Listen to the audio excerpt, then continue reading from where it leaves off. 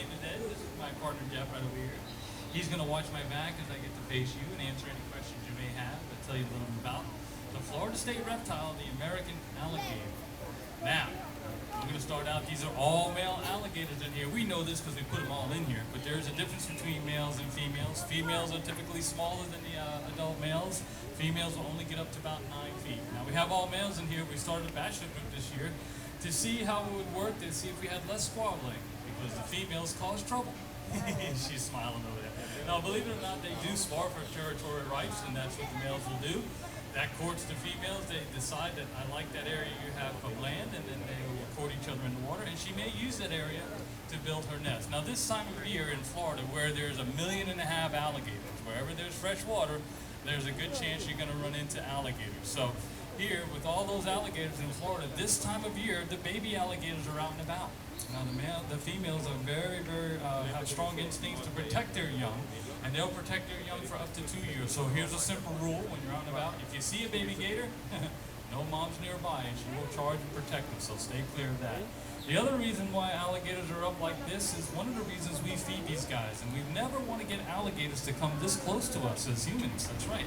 So in the wild, never feed alligators in the wild. That's a typical rule that we want to make sure that they always stay away from us from a distance. So we want to admire them from a distance and never get this close. This right here is a feeding response to looking at Jeff and myself going, hey, are we going to get fed today? So you see how they're approaching us.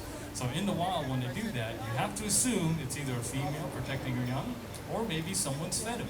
So I know it's kind of very hard to resist to throw food in the water, but that's a rule that you want to use. When I go canoeing, I'm always out in the open path. I never go off the back of the beaten path, go exploring, because there could be alligators in there. In fact, I'll tell you a little story.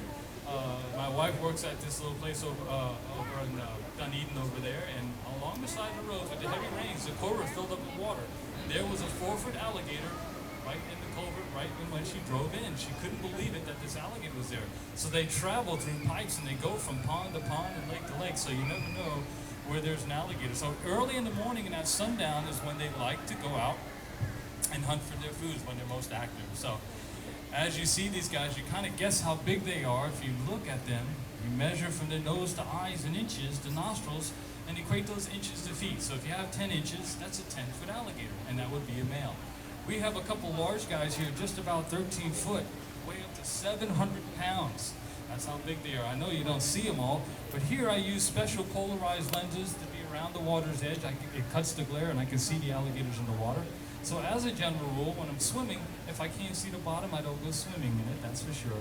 And I always stay back away from the water's edge, because alligators can lunge half their body distance out of the water, capture their prey, and drag it back down in the water.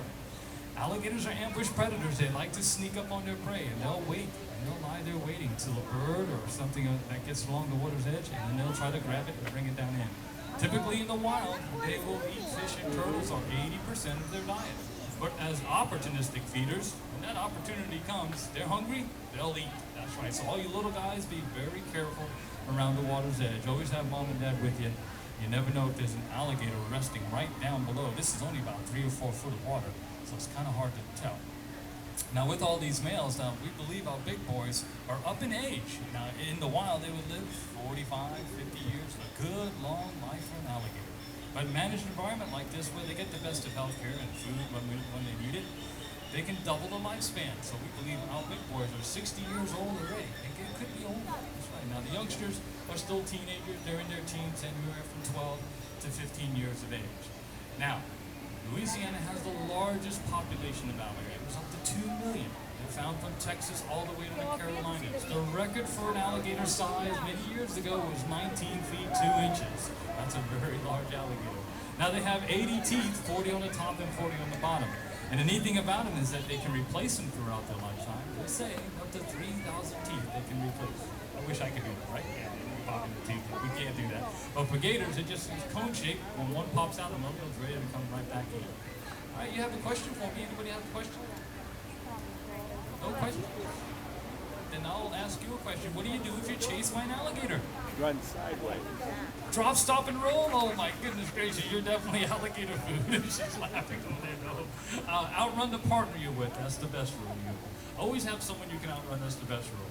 See, the sticks we have when we go hiking, we always carry walking sticks, and it basically works like a fence. It's between us and the alligator. If he did charge, it would go between us and the alligator. The alligator has a very sensitive mouth. If he touches it, he doesn't know how big it is. If he wants to continue to get around it to get to me, I can simply put that stick between me and the alligator and keep my distance. And if he did bite, I would give him the stick to bite and I can run away. That's the best rule. When you're fishing, you get a fish on, bring it in as quick as possible. Don't dangle it around. And when you cut it up like that, don't throw the remains back in the water because you are feeding the alligators. They learn very quickly. Boat could mean food, and then they start coming after people that way. So a couple of rules to be out and about with the water. Another question? Anybody else? Go ahead. You have a question? No? All right, here's my next question to you. Do we have crocodiles here in Florida? Yes, we do have crocodiles. Very good. We do have crocodiles, and there is a difference between crocodiles. The American crocodile here in Florida and the American alligator, they're kind of like cousins. But the crocodiles like to be around brackish water where they can go into the salt water and the fresh water because they have a gland that they can actually drink the water, where alligators can't tolerate it for very long. They can swim in it, but they can't tolerate it for very long like you and I. Now, they're found from Venice, Florida, all the way to the Keys is where you're going to find the crocodiles. Now, this year, I think it was last year, for the first time, we had a crocodile all the way up in Pinellas area over there in St. Petersburg for the first time that far north. So their numbers are coming back, and they're making a good comeback and spreading out. Looks like they're coming up north this way. But again, it just gets too cold for them, so they like to be in that brackish water where they can stay nice and warm. All right, another question, anybody? No more questions? Let's see, what else can I tell you about alligators? Do we have alligator food on the menu? Anybody? You can have alligator food here in Florida. You'll find gator on the menu. But believe it or not, those guys are farmed for that purpose. And actually, it's quite tasty, believe it or not. But here at Busch Gardens, we don't feed out the alligators to you guys. You won't find them on the menu here. But you can find them. You'll see gator on the menu. And they're farmed for that purpose. They're still used for their hide, for belts and things like that, and trophies and stuff, but those alligators come from the farm for that purpose.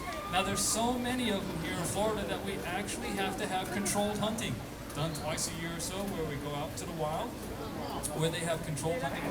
Look at that right there. Wow, did you see that? Wow. What do you think he was doing? Yawning, a big yawn. I think that was a big yawn. That could be a threat display too. If I came close, he could open up his mouth like that. But that looked like a good yawn right there. When they eat their food, they have to use gravity to kind of swallow it down. They kind of crunch it, lift their head up, and let gravity come down. When he opened up his mouth nice and wide, you can see all the way down his belly sometimes. It's the neat thing about the alligators, when they have food underwater, sometimes they can't swallow it underwater. Small portions they can because they can swallow water, but big portions they have to come up above the water to swallow it down. And when he does that, they have a neat little flap in their jaws so they can hold it underwater. That's how they drown their prey without swallowing it and ingesting a whole bunch of water. And sometimes what they'll do too, when they get hot enough and they're up on land, their mouth will be open. And that's the way they exhaust heat that's in their bellies. It's the way they cool themselves. They don't have sweat glands like you and I. So it's kind of like a dog panting. They open up their mouth to exhaust that heat. Now, it's real important for them to come up on land from time to time to regulate their body temperature, to warm up their stomachs so they can digest their food. So what happens during the wintertime? They don't eat at all. They slow down completely from November all the way to March, where they won't eat. And they know that they can't digest their food. So everything slows down on the alligator, and they spend the majority of their time in the water, where they can hold their breath for up to 2 hours. It said they can hold their breath and come up, take a breath, and go right back down.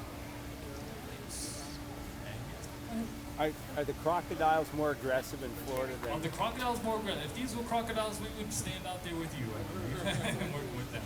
Crocodiles can be more aggressive. They're much larger than the alligators, and their mentality is definitely more aggressive in that sense. We have a crocodile here. He's a baby boy, about 15 foot, over by the edge of Africa, by the hippos. There's an underwater viewing area. If you look over to the right, you'll see a crocodile. Now, he's a Nile crocodile from Africa. He is the type of crocodile that eats large prey, like zebras and wildebeest.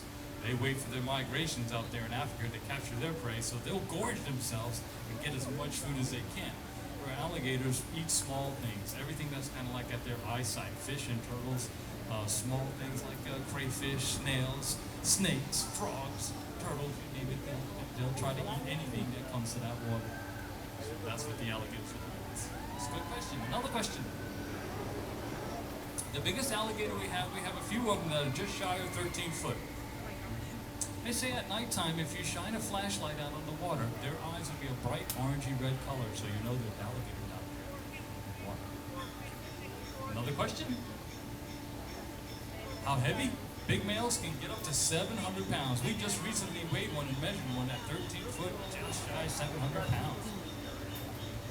On average, the smaller guys are probably about 2, maybe 300 pounds right now.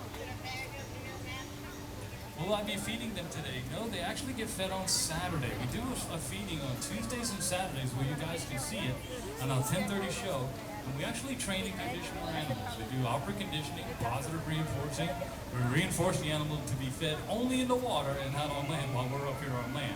So when the animal does what we want to do, when he's in the water, lined up just like that, we reinforce that behavior with their favorite food that we feed them here at Busch Gardens: chicken, fish, and sausage, and lost children. They say I'm teasing about the chicken. No, all kidding aside. That's what we feed them here at Busch Gardens, the fish and the sausage. And the chicken, just like you get in the store, half or split. Any other questions? You guys have been a wonderful audience.